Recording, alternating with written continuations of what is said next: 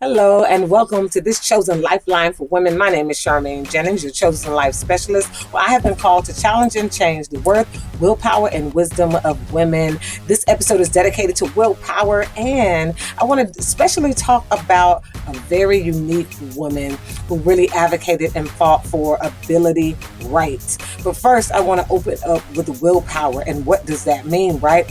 Willpower, we often use that to talk about having really the stamina, the discipline, the self-control to be able to make sure we're not giving in to those things that we're really drawn to, not eating that bucket of ice cream, right? The willpower to make sure that we are disciplined enough to accomplish a goal.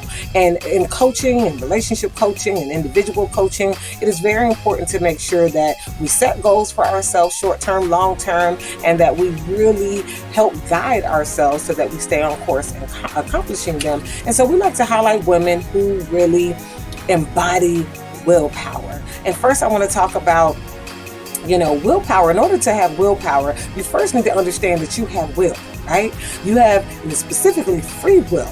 So we are in control of our attitude. We're in control of our decisions, our choices, our mindset, and these different things. We're given power, right, to really make sure that we're able to, my mood, my emotions, my attitudes, the things that come out of my mouth, the things that my hands do, the places my feet go. I am in control of those things.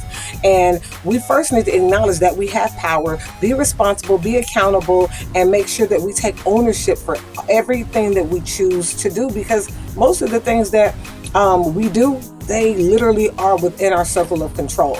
And so the woman that we want to highlight today is called Helen Keller. Yes. All right. And she is a powerhouse and really known for being a strong abilities advocate. And what does abilities advocate mean? Well, personally, I'm a mother of a young daughter who, she's on the autism spectrum. Autism impacted her speech and some of her social development and things like that. And so really the whole village is working to support her. But because of Helen Keller, right, we have made so much progress in the abilities community. And so just to honor Helen Keller a little bit, she was born in 1808 and she transitioned in 1968, but she was born June 27th, 1808. So really tomorrow, she would be well over 100 years old. And we want to honor her because she was born a healthy baby, right? Many women leave the hospital, their babies are healthy. For her, she was born healthy. But at some point in young age, they noticed that she started to misbehave and there was a lot of behaviors. And because of a woman who was called to be in her life, a woman named Anne Sullivan was the name of her teacher. She came, she moved, she taught her sign language, she taught her about compliance and just different things, how to follow rules, things that most young children learn in school. She became the first deaf person to earn a Bachelor of Arts degree, fast forward, and graduated cum laude, okay, from Ratcliffe College. And one thing that I'm super excited about, she began a writing career. So she's deaf and she's blind. She had a writing career. How many of us are still waiting to write that book? How many of us are still waiting? We have all of these goals that we set, short-term, long-term, and we're not accomplishing them because we're not really, pushing ourselves. We're not using that willpower to prevent ourselves from saying yes to the things that we need to probably say not now to, and say yes to the things that God is calling us to do and leading us and directing us to. But she became a successful writer. One of her best-selling books is called The Story of My Life. It's been translated into 50 different books. And also, she's a huge advocate, and she spent decades of her life advocating for the AFB, which is the American Foundation of the Blind. And because of that, she traveled to more than 35 countries, more than 5 continents, advocating for the rights, advocating for people like her, that their lives have value, their lives have meaning, right? It was that willpower. I'm sure people shunned her. I'm sure people didn't want to listen. I'm sure people said that this is not my problem, this is not my business, because guess what? I don't know anybody who's deaf or blind. Maybe this is not my situation, my story, so not my problem, but not her. She says, you know what? I'm going to teach all that will learn, and I'm going to speak to all who will hear and listen. And because of that, hundreds of years fast forward, my daughter, my child, and many people in our community today have privileges and have successes and have value. They have the opportunity to have a life and a life abundance. And I'm going to conclude with Helen Keller as a woman of willpower with a dangerous prayer and a couple of her quotes. And one was, I will not just live my life. I will not just spend my life.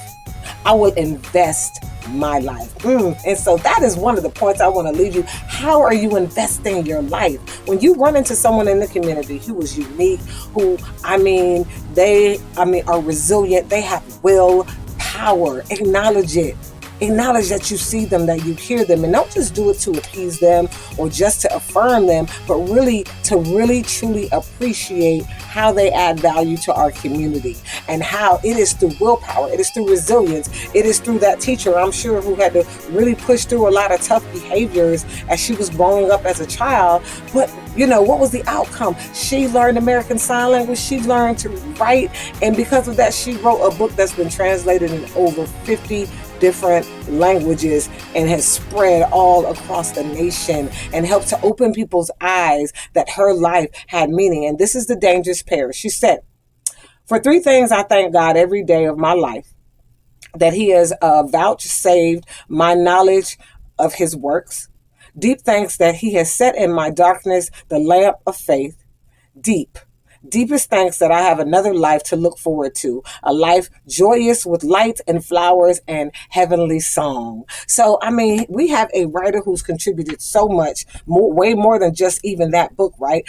But man, she has blessed us so much just with her life, being an example, and now writing the things that she has, God has placed on her heart to really give to us. And hundreds of years later, we are still benefiting from her teachings, her writings, and the things that she had on her heart and her mind. So if you have been called to write a book, I know I have as well, and we have to get moving. We have to get, it's okay to help people along the way and to do what we're called to do, but definitely we have to be about our Father's business and make sure that you are truly using your gift, not utilizing excuses to prevent you from doing the things that you're called to do. My name is Charmaine Jennings. This is your chosen lifeline for women. We're highlighting willpower today and really acknowledging Helen Keller, a guru, a starch advocate for ability rights, and we appreciate her, and we're encouraging you to have willpower like Helen Keller.